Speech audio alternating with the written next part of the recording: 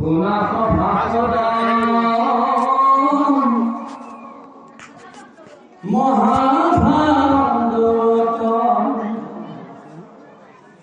সমস্ত শাস্ত্র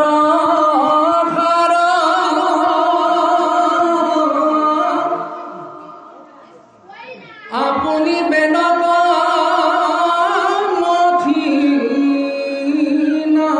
নারায়ণে করিলা শাস্ত্র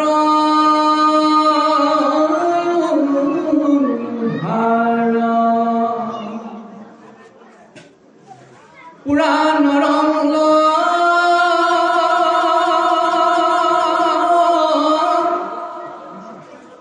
ইহা তো বলিয়া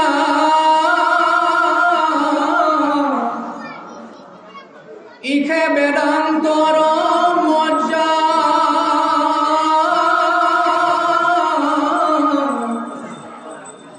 প্রকাশিল ইখে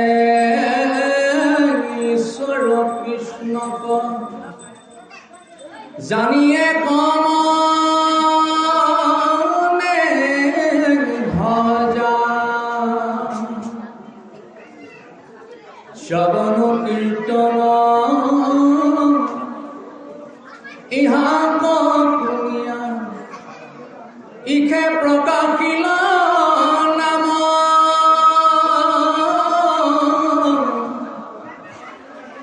হেন জানি শুনা সদা ভাগৱত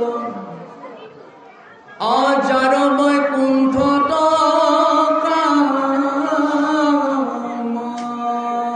তাৰকাৰণে গুৰুসকল আৰু মাতৃসকল সন্মানীয় যুৱ বন্ধুসকল এই পথসমূহে দেখিছে যাৰ সদায় ভাগৱত শুনা এই ভাগৱত শুনা এটা কাম যাৰ বৈকুণ্ঠত আছে কাম সি ভাগৱত শুনিব তাৰ কাৰণে ইয়াৰ কৈছে ভাগৱত শুনাৰ এটাই কথা দুটা ছাবজেক্ট এটা হৈছে শ্ৰৱণ আৰু এটা হৈছে কীৰ্তন চব তালুবীয়া শব্দ ৰকা আৰু ৱাপ এই চব শব্দ অৰ্থ হৈছে গ্ৰহণ কৰা কোন শব্দই কৈছে আকৰ্ষণ কৰা যে ভাগৱতৰ কথা নামঘৰত শুনি থাকিলে নহ'ব ইয়াক হৃদয়ত যদি গ্ৰহণ কৰি থোৱা তেতিয়াহ'লে পৰীক্ষাত তুমি ষ্টেণ্ড কৰিব পাৰিবা মেট্ৰিকৰ পৰীক্ষাৰ সময়ত যি ৰাতি 1 বজালৈকে পঢ়ি মস্তকত গোটেই কথাবিলাক সোমোৱাই ৰাখিছে সি পৰীক্ষাত পাছ হোৱাৰ কোনো তাৰ অসুবিধাই নাই আৰু যিবিলাকে চেদেলি ভেদেলিকে পঢ়িছে পৰীক্ষা হলত বহুতো লোককে দেখিছোঁ কলমটো কামুৰি পেলাই ৰৈ থাকে মানে তাৰ গ্ৰহণ কৰা ক্ষমতা স্কুলত বিদ্যালয়ত পঢ়াই থাকোঁতে সি গ্ৰহণ কৰি নথলে সেইকাৰণে আমাৰ মাধৱ মানে শংকৰ গুৰুজনাই লিখিছে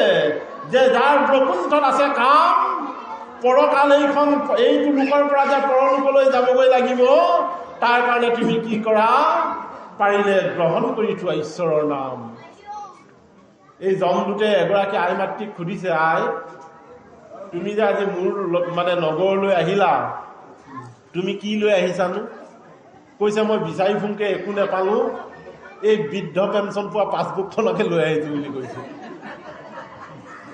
তাৰপিছত সেইগৰাকী যেতিয়া গুচি গ'ল আকৌ বহু সময়ৰ পিছত আকৌ এগৰাকী মানে বোৱাৰী মানুহে মৰিলে তেওঁ আত্মাটো লৈ গৈছে তেওঁ মানে তেতিয়া জমে সুধিছে আপুনি কি আনিলে মানে একো নাই নেকি মোলৈ আনা শাস্তিবিলাক কম হ'লহেঁতেন কৈছে প্ৰভু মই আহাখিনি সময়ত আপোনাৰ কথাটো পাহৰিলোঁ পাহৰি পেলাই বক্স টেবুলখন দাঙোতে অৰুণোদয় আঁচনিত মানে পাছবুকখন পাই গ'লোঁ এই অৰুণোদয়খন আনোতে চব পাহৰিলোঁ সেইকাৰণতে পাৰিলে ইয়াত কৈছে সমস্ত ত্যাগ কৰা গীতাত লিখিছে বেদশাস্ত্ৰ পঢ়ি যদি মোৰ তত্ত্ব নজানো হৰিনাম ৰতি ফুৰে বাটলুৰণ কৈছে বেদ শাস্ত্ৰ পঢ়ি যদি মোৰ তুমি তত্ত্বই নাজানা এদিন কিন্তু নিৰ্জীৱ পাথৰৰ দৰে বিচনাত পৰি থাকিব লাগিব যিগৰাকী ভাৰ্যাই 5 দিনহে গিয়েকক শুশ্ৰূষা কৰিব 5 দিন পাৰ হৈ যোৱাৰ পিছত কিন্তু সেই প্ৰথম দিনা অসুখত পৰা যিটো আদৰ সেই আদৰটো কিন্তু কমি আহিব যিটো সন্তানক আপুনি পাছবুকৰ টকা দি মতপতীয়া কৰি ৰাখিলে আপুনি যেতিয়া খোৱা ধাই 15 দিন পৰি থাকিব প্ৰথম দিনা যিটোৱে পিতাই বুলি বৰ আনন্দত পাতিছিল কিন্তু 15 দিন বেমাৰ পৰি যোৱাৰ পিছত আপুনি তেতিয়া উপলব্ধি কৰিব। সেইকাৰণে প্ৰতিমা পাণ্ডে বৰুৱাই কৈছে, ভাৰ্যা চিনিবা বৃদ্ধ কালত, পুত্ৰ চিনিবা বিবাহৰ পাছত। এই দুটা কথা সদায় লক্ষ্য ৰাখিব। বৃদ্ধ কালত যিগৰাকী আই মাতৃৰ লগত গোটেই জীৱন সম্বন্ধ কৰিলো, আই মাতৃগৰাকী অসুখত পৰাৰ সময়ত গিয়েক এটা ভাল শুশ্ৰূষা নকৰিলে, সেইগৰাকীৰ স্বামীৰ লগত আই মাতৃগৰাকী সম্বন্ধ কৰি কি লাভ হ'ল? তাৰ কাৰণে আমাৰ পৰম স্বামী হৈছে কৃষ্ণ। এনেহে যে কৃষ্ণ ভগৱন্ত প্ৰভুৰ ভক্তি যদি কোনোবাই কৰিছে, তেতিয়াহ'লে তেওঁ এদিন নিতান্তই পাৰ হৈ যোৱাত অসুবিধা নাই। তাকে কৈছে, বাহিৰে ভিতৰে সমান নাচো ভাই, মানুহ যদি হৈতে চাৰ, বাহিৰত চেলেং কাপোৰ লৈছা, ভাগৱতৰ ব্যাখ্যা কৰিছা, মই ভাল পাইছোঁ। ঈশ্বৰে কৈছে ভিতৰখনো সুন্দৰ কৰি যোৱা। ভিতৰখন যদি দেহৰ ভিতৰখন যদি সুন্দৰ হয়, তেতিয়া সমস্তই ব্ৰহ্মময় বুলি দেখিব পাৰিবা। কৃষ্ণ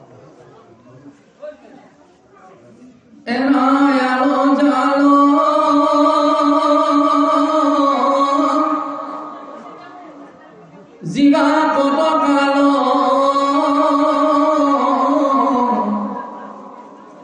ধৰিলে কপৰ কালে,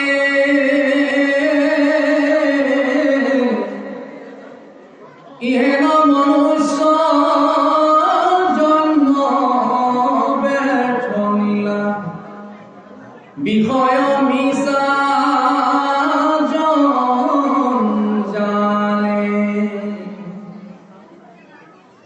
হেন মধু মিশ্ৰ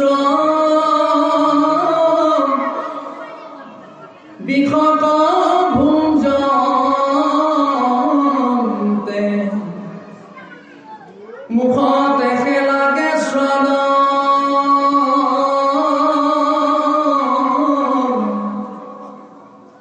সেই বিষে পাছে পেট পখিলে, প্রাণত করে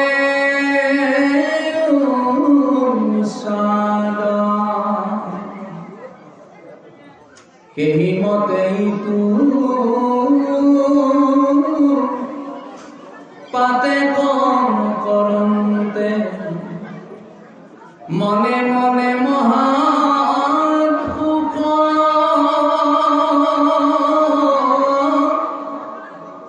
পরলোক জানতে কেহি পাপে পাশে, ভুঞ্জন্ত জাত দুঃখ। গুৰুসকল আৰু মাতৃসকলে ইয়াত লিখিছে যে পৰলোক জানোতে কেহি পাপ পাছে, ভুজন্তে যাতনা দুখ। যেতিয়া জীয়াই থাকোঁতে মৃত্যুৰ ব্যৱস্থা হ'বগৈ, এই মৃত্যুৰ সময়তে শ্ৰী ভাগৱতৰ ব্যাখ্যা কৰিছিল, মানুহটো ভালকৈ মৰিব লাগিছিল, নমৰিলাকা আমাৰ সমাজত এই বিশ্লেষণ হ'ল। তাকে কৈছে যে বিষয় মিছা জঞ্জাল, বিষয় শব্দ অৰ্থ হৈছে বন্ধন, নিৰ্বিষয় হৈছে মুক্ত। ভাৰতবৰ্ষত যদি আপুনি বিচাৰি ফুৰে, বিষয় ত্যাগ কৰা ভকত এজনো নাই, কিন্তু বিষয়ক সংযম কৰি থকা বহু ভকত পাব। সেইকাৰণে ব্ৰহ্মাই যি বিষয় ত্যাগ কৰিব নোৱাৰিলে, আপুনি আৰু মই বিষয় ত্যাগ কৰিব পাৰিমনে? নোৱাৰিম, কিন্তু বিষয়ক সংযম কৰিব লাগিব। বিষয় সংযমত হেন মধু বিশ্ব, মধু মানে খাই যিটো জিভাই চাপ পায়, মধু মৌ যেতিয়া যোনটো খাই দিয়া যায়, সি যে মিঠা, সেই কথাটো উপলব্ধি হয়। যিজনে যান্ত্ৰণা ভোগ কৰে, তেওঁ উপলব্ধি কৰে মোৰ শৰীৰটোত কিমান যান্ত্ৰণা মই ভোগ কৰিছোঁ। তাকে ইয়াত কৈছে, হেন মধু বিশ্ব বিষয়ে ভুল যায়, মুখতেহে লাগে চাট। যে মৌ খালে মুখত যেনেকুৱা চাট হয়, বিষয় ভোগ কৰি থকা এজন ভকতে পৰলোকৰ সময়ত তেওঁ জানে যে মোৰ যান্ত্ৰণা কিমান। এই যান্ত্ৰণাৰ পৰা পাৰ হ'বৰ কাৰণে কেৱল ভগৱন্ত প্ৰভুৰ নাম গ্ৰহণ কৰা। এই নামেই ইয়াত লিখিছে, শ্ৰৱণ আৰু কীৰ্তন যদি কৰি যোৱা, তেতিয়াহ'লে প্ৰভুৱে কি কৰিব? কৃপা কৰিব বুলি পদখিনিয়ে লিখিছে। তাৰ কাৰণে মাতৃসকল, গুৰুজনাই লিখিছে যে হৰিৰ চৰিত্ৰ লৱাজি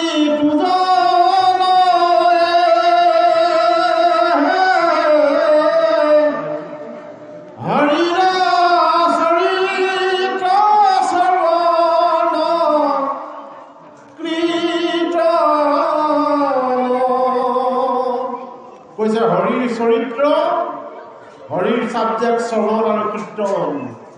আজি অনাগতৰ যোগেদি উপদেশত গুৰুজনাই লিখিছে যে পৰলোকৰ ব্যৱস্থা কেৱল ঈশ্বৰৰ নাম শুনা, ঈশ্বৰৰ নাম ভবা, দেখিবা তোমাক ঈশ্বৰে নিতান্তই কৃপা কৰিব। তাৰ কাৰণে বিষয় সংসাৰৰ মোহচন্ন নহবৰ কাৰণে পথসমূহে বা উপদেশ দিছে। এরাম কলি যুগে ঘুর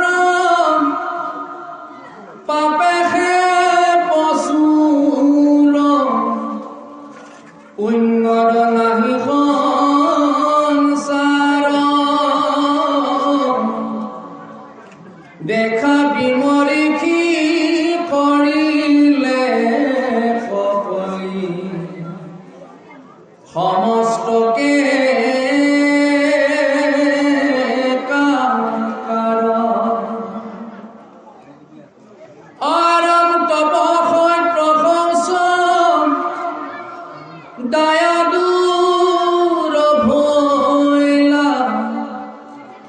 ধর্মর সারি শরণ কলির ভয়ত হরির নামত অপখিলা ধর্মে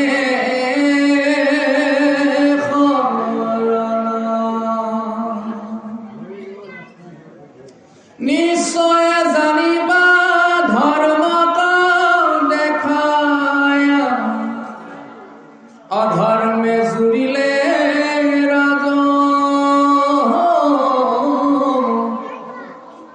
পাপ সাগরত তল গলিয়া পিলা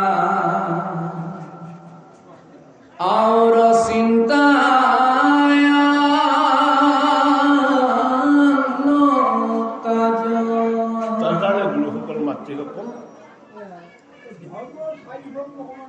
ইয়াত লিখিছে যে সত্য শৌচ, যে কলিৰ লোকসকলৰ বহু বল কি হ'ব, কলিৰ লোকসকলে পাপ প্ৰচুৰ কৰিব, পুণ্য নাহিকে সংসাৰ বুলি পদত লিখিছে। যে কলিৰ লোকসকলে দুখ কৰি যাব কিন্তু পুণ্য নকৰিব। ধৰ্মৰ এই চাৰিখন চৰণ যে সত্য শৌচ এইবিলাক নাইকিয়া হৈ পৰিব। মানে কষ্ট স্বীকাৰ কৰা। শৌচ শব্দ সদৌকা আৰু প্ৰথম শৌচ শব্দ অৰ্থ হৈছে সুনীতি নিয়ম। সুনীতি নিয়ম মানুহে নামানিব, তাৰ কাৰণতে ধৰ্ম প্ৰথমস্থ হ'ব। এই কথাখিনি কলিৰ লোকসকলক লিখিছে যে কলিৰ ভয়ত হৰিৰ নামত পখিলা ধৰ্মে শৰণ। যে কলিৰ ভয়ত মানুহে কি কৰিব, হৰিৰ নাম উচ্চাৰণ কৰিব। ধৰ্মৰ চাৰিখন মানে ভৰি আছিল, এই চাৰিখন ভৰিৰ কথা ইয়াত লিখিছে, তপ, সত্য, শৌচ আৰু দয়া। এই চাৰিখন ভৰিৰ এখনো কাম কলিৰ লোকসকলে নকৰে বুলি কৈছে। তেতিয়াই অধৰ্মই গাত কৰিব গুৰুসকল, মাতৃসকল। পাৰিলে ধৰ্ম কৰিব। ধৰ্ম শব্দ অৰ্থ হৈছে ধাৰণা। মস্তকৰ ধাৰণা শক্তি যদি ভুল হয় তেতিয়া সমস্ততে ভুল লাগিব। আৰু এই মস্তক যদি সুশীতলভাৱে ৰখোৱা হয়, তেজৰ এইটো গুণ, তেজৰ হিমোগ্লবিন শক্তিটো যদি হ্ৰাস হৈ পৰে তেতিয়া মানুহৰ কৰ্ম সদায় অধগতিৰে পৰিচালনা হয়। এই কথাখিনিকে ইয়াত লিখিছে। হয় হয়, এইকেইটা ইয়াত কৈ গ'ল। হয়, কলিৰ লোকসকলৰ ভয়ত এখন ভৰি মানে পৰীক্ষিত গুৰুজন লিখিছে, সত্য নামেহে মই ৰখালো এখন ভৰি। মানে ভাগৱতৰ প্ৰথম স্কন্ধত লিখিছে, তপ, শৌচ, দয়া মই লৈ গ'লো, কিন্তু কলিৰ লোক কৰিবৰ কাৰণে এখন ভৰি থৈ গ'লো, সেইখন হৈছে সত্য। সত্য যাৰ, হৰি বৈশ্য তাৰ। যাৰ যেতিয়ালৈকে সত্য নাথাকিব, এতিয়া সত্য থকাৰ কাৰণে ইয়াত বহি আছোঁ। নামঘৰৰ ভিতৰত যে ঈশ্বৰ আছে এইটো দৃঢ় সত্য। তাৰ কাৰণে আমি ঈশ্বৰক ধ্যান কৰি ইয়াত বহি আছোঁ। যদি একো নাথাকিলেহেঁতেন আমি ইয়াত বহি কেতিয়াও নাথাকিলোহেঁতেন। সত্য প্ৰতিষ্ঠা হ'ব কেৱল কৰ্ম আৰু গুৰু জ্ঞানৰ যোগেদিহে সত্য প্ৰতিষ্ঠা কৰিব পাৰিব। যেতিয়ালৈকে শুদ্ধ কাম নকৰিব সত্য কেতিয়াও আপুনি লাভ কৰিব নোৱাৰিব। এৰং যাৱেন তুমিল মৰণ ভৰণ সতৰে লয় কৃষ্ণত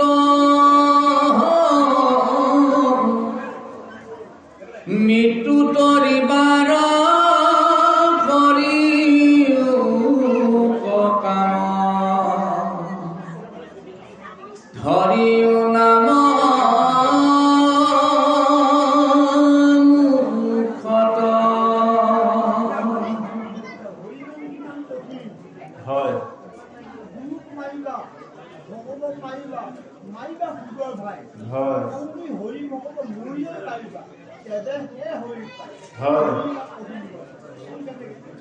তেওঁক আপোনাৰ এয়া যে নাম লৈ ঘূৰিছোঁ, হৰি নামৰ অৰ্থটো কি? হৰতে কৈছে আত্মাক জানা। হৰতে হৰি এইটো ভুল কথা। হৰতে কৈছে আত্মাক জানা, ৰটোৱে কৈছে হৰিনাম ল'বলৈ ৰিপুকিটা সংযত কৰি লোৱা। লোকে সীমা কাটা দেখি আপুনিও সীমা এটা কাটিব।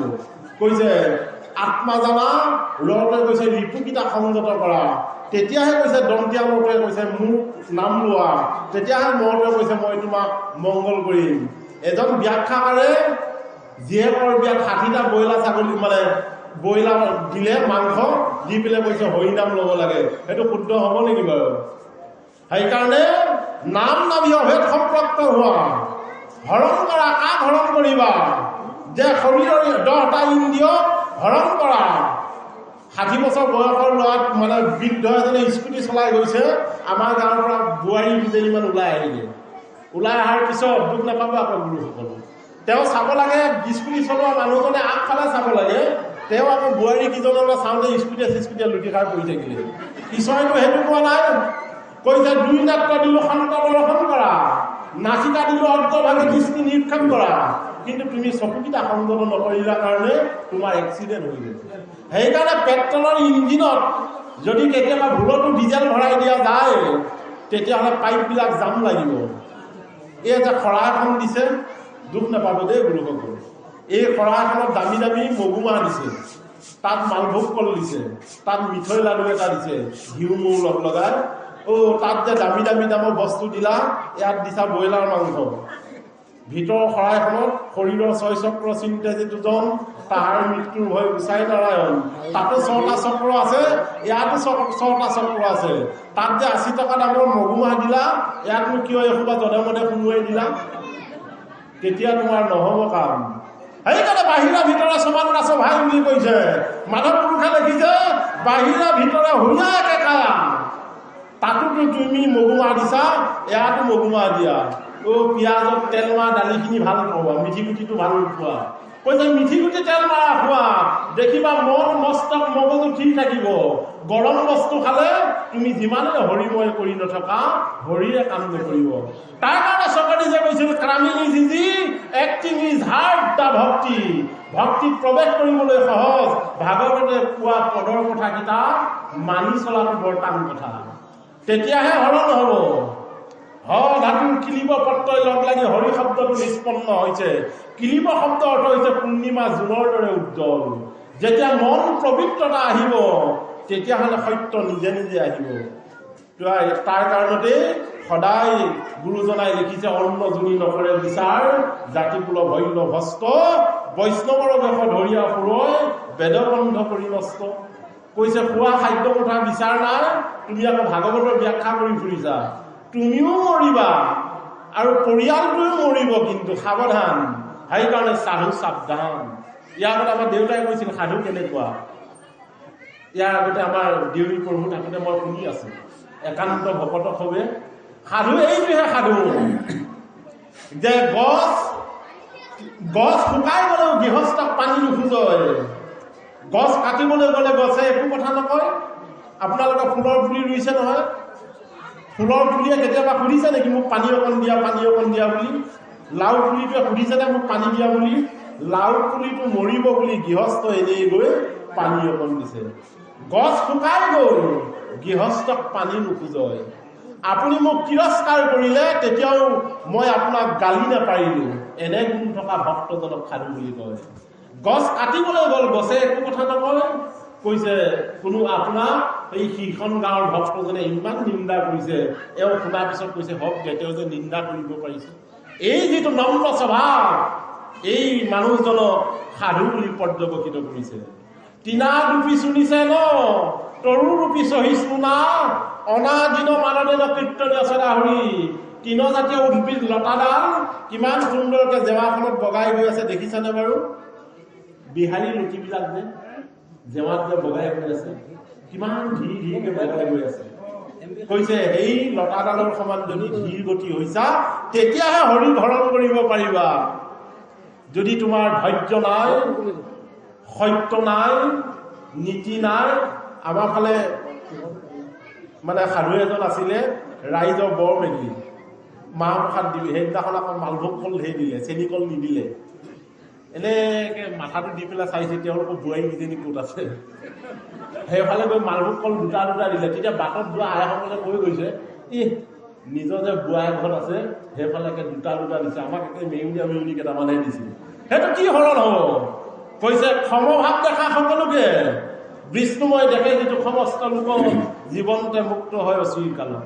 কৈছে সকলোকে সমান দেখা, সেইটোহে হৰণ। যদি সকলোকে সমান দেখিব নোৱাৰিলা, নামেও কাম নকৰে বুলি ঘোষাত মাধৱ পুৰুষে লিখিছে। হৰিনামত ধৈৰ্যা কৰি বেদ পন্থ পৰি হৰি ফুৰে অতি পাখণ্ড সকল। যে হৰিনাম গাই ফুৰিলেও তুমি পাখণ্ড বুলি মাধৱ পুৰুষে লিখিছে। ইহ পৰলোকে ভস্ত ভূঞা পেট পুখি মাত্ৰ ফুৰিবে পৰম নিষ্ফল। কৈছে তোমাৰ কাম নাহিব সমভাৱ যদি নহয়। কৃষ্ণ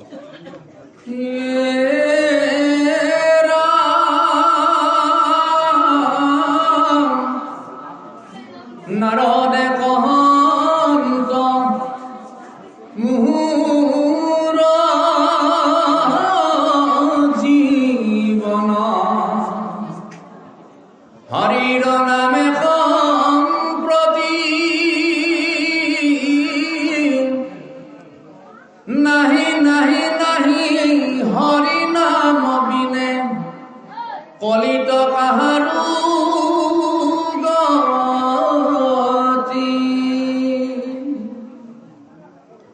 কিবা সাহসত নিচিন্তি আছা হৰিৰ নলয়া নাম, কৃষ্ণৰ কিংকৰে কহে নিৰন্তৰে ডাকে বোলাৰা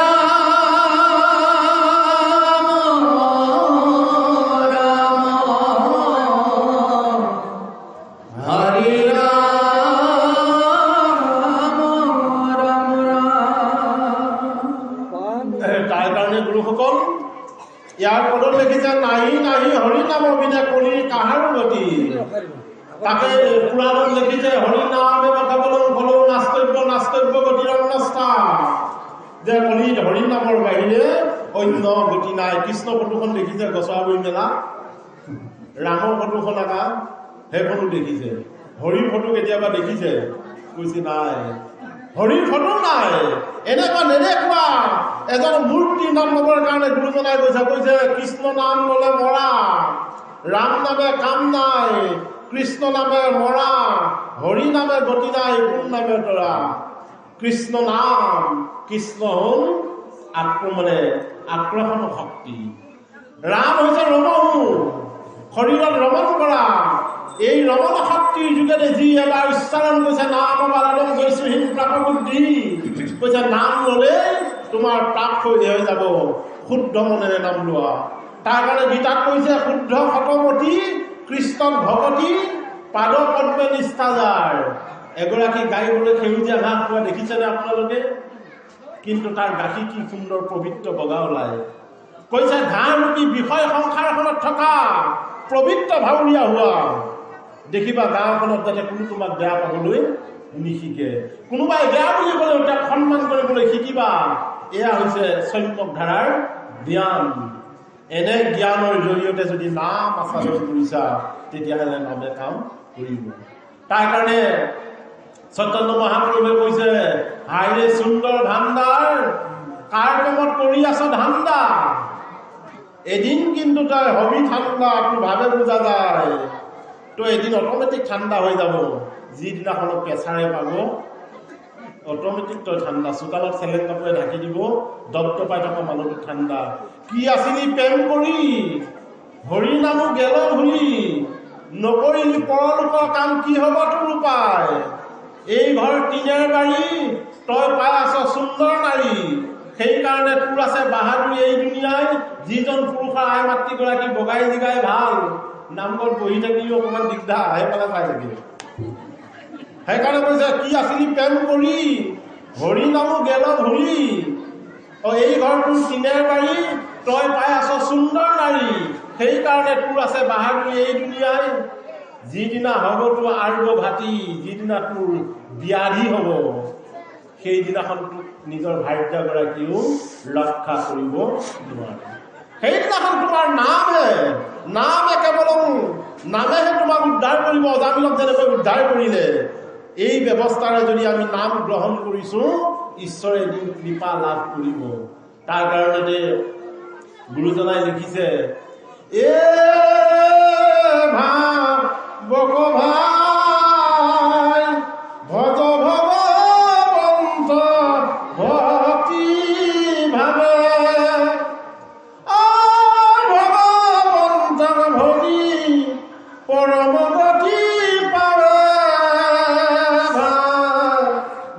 ভাই ভজ ভগৱন্ত ভক্তি ভাৱে, ভগৱন্ত নভ যি যাৱে জমা লয়। ভাই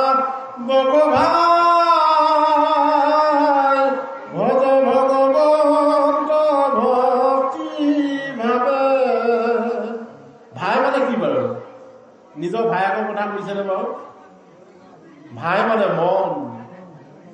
হে মন, 24 ঘণ্টাত আমাৰ গুৰুজনাই কৈ গ'ল, মোৰ আগৰ গুৰুজনে, যে 21,600 মাইল এই গাড়ীখন চলে, 21,600 বাৰ আমি অক্সিজেন গেছ লৈ আছো, আৰু আমি এৰি দিয়াবিলাক কাৰ্বন ডাই অক্সাইড গেছ উদ্ভিদে লৈ আছে। তেওঁলোকে অক্সিজেন এৰিছে, আমি শ্বাস গ্ৰহণ কৰিছো। এই শ্বাসতে যিজনে ঈশ্বৰৰ নাম গ্ৰহণ কৰিছে, এইজনেই আমি দিনটোত এবাৰ ৰাম বুলি নকওঁ, এবাৰ কৃষ্ণ নাম উচ্চাৰণ নকৰো।